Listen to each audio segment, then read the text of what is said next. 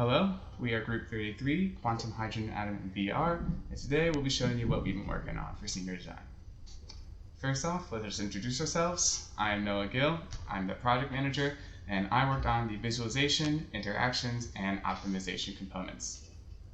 Hello, my name is Isaiah Nagak.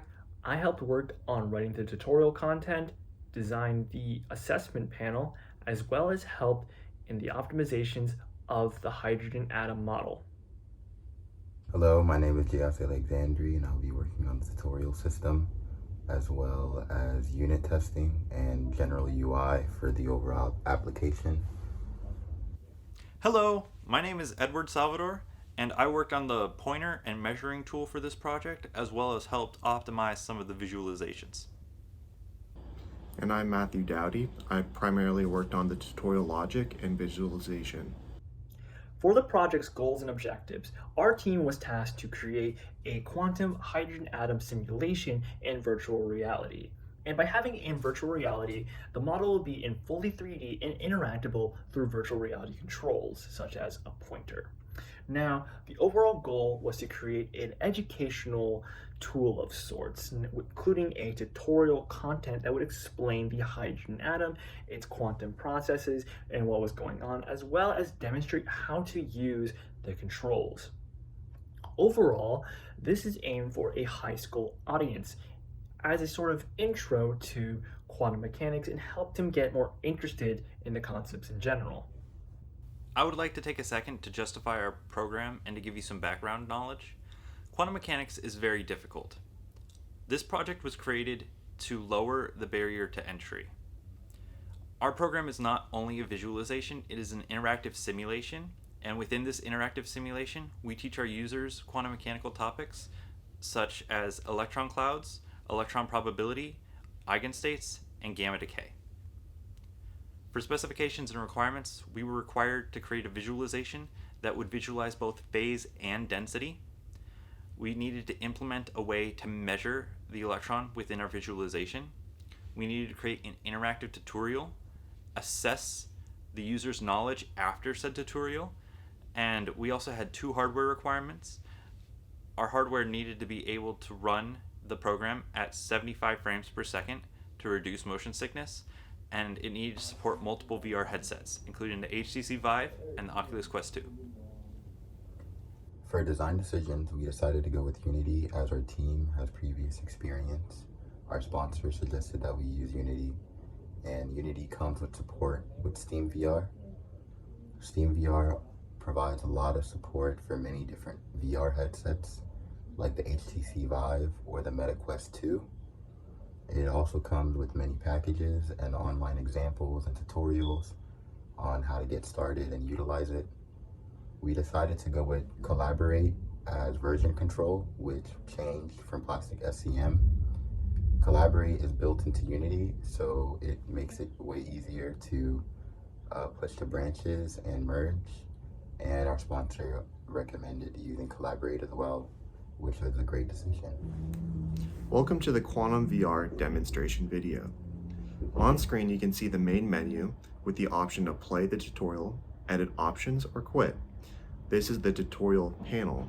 It contains text which guides the user on how to use the user interface, and it teaches quantum mechanics concepts using the hydrogen atom simulation model. It also reads the text aloud to make it easier for the user. The user can move to the next step using the pointer on their VR controller. This is the quantum representation of the hydrogen atom. The user can use their in-hand user interface to manipulate this model to get a better understanding for how it works. Some notable features are changing eigenstates, changing the rate of time, pausing and playing time, rotating the model, slicing the model, and viewing it in the user's hand, and many, many more. The user can take a measurement of the atom by squeezing the trigger of their pointer while pointing it at the model. This takes a quantum measurement at the location where the user pointed, as shown on screen.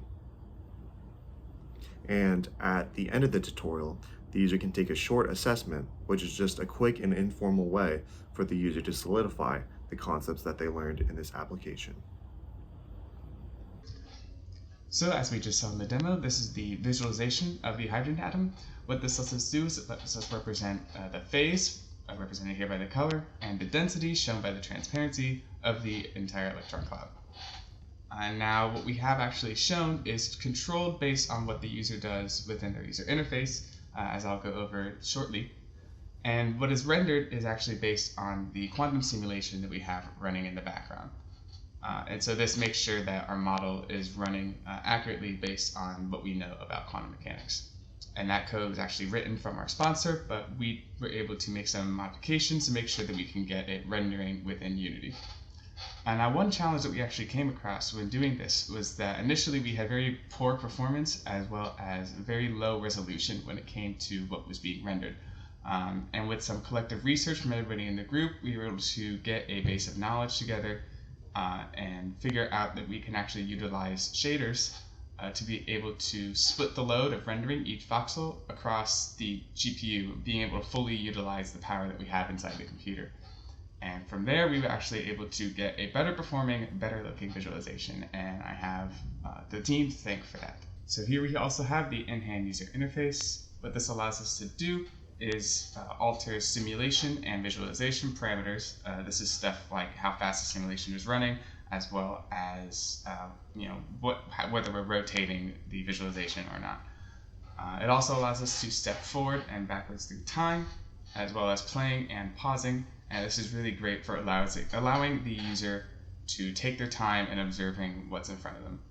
And the way we designed it to be quick to use and non-obtrusive. By having it always following the user hand and being able to show and hide, we allow the user to observe what's going on the visualization, and then quickly move back to the hand to make their adjustments, and then going back to the visualization, nice and seamless. The tutorial UI system allows for us to instruct the users with panels of text on how to interact with the tutorial properly, as well as gives them the ability to play, pause, go forward, backwards, skip backwards, or replay a panel. Each panel comes with a voiceover for the text, where users will not need to read the panel unless they decide to. The pointer. The pointer is the bread and butter to any VR application. It is required as it is our primary form of input for our application. It has the ability to interact with all of our UI elements within the environment. Paired alongside our pointer, we have our measuring tool. Our measuring tool directly measures the virtualization, our simulated electron cloud within our hydrogen atom simulation. By taking a measurement, you can change both the phase and the density of the hydrogen atom simulation. One of the requirements laid down by our sponsors is that they wanted to check for the user's understanding of the tutorial content. To do this, we designed the assessment panel. To keep it simple in a VR environment, we just made it a multiple choice quiz to which the user will select the choice that they think is correct, and a check or a cross will appear depending if the user was actually correct based on the question. Now, the interesting thing about this is that it's very easily expandable, meaning that if a sponsor wishes to make adjustments such as remove a question, add new ones, or edit existing ones, they can by editing a file provided in the streaming assets folder. What this means is that they do not need to rebuild it through their Unity engine, and these changes will be reflected in the build of the game itself. Collaboration was really important for the success of this project. We had regular meetings over Discord and weekly scrum meetings on Monday. We had weekly meetings over Zoom for our sponsor meetings on Tuesday.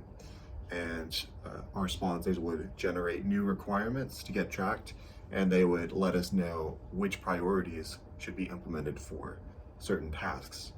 And then we would check for the technical feasibility and the time required to implement those features and let them know how well that would work for us. We track our issues with a software called Jira using agile methods. As for the motivations of our team as to why we chose this project was largely in part to work with virtual reality and to push it as more than just a medium for video games. During the development process, what really motivated us around the end was the optimizational period, learning the hardware and pushing our systems and understanding them better in order to gain those amazing improvements in the visuals and performance. Because for us, it not only meant that we were able to satisfy the performance requirements laid down by our sponsors or create an amazing experience for the users, it ultimately meant for us that we were creating something truly unique, truly amazing that we can really be proud of. So here are some lessons learned about this project. Communication is really important, whether that's within the group or with our sponsors. Planning and keeping track of progress is also very important, so that this helps each group member know exactly what they need to contribute per sprint, and it helps us stay on track for our goals. And doing what you say you will do. This is really important so that we're able to rely on each other to meet deadlines and to make progress with this project.